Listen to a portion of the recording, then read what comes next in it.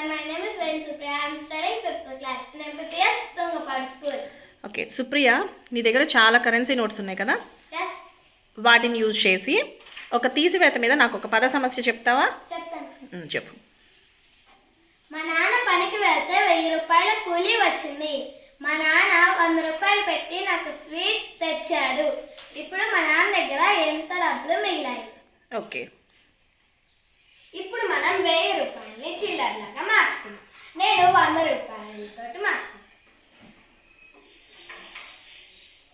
100, 200, 300, 400, 500, 600, 700, 800, 900, 1000.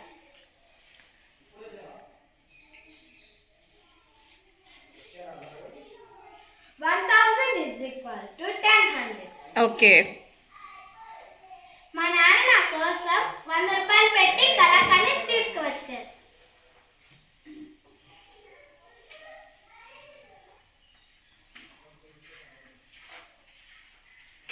మా నాన్న 100 రూపాయలు పెట్టి కలాకాన్ని తీసుకువచ్చారు కాబట్టి 100ని తీసేయాలి.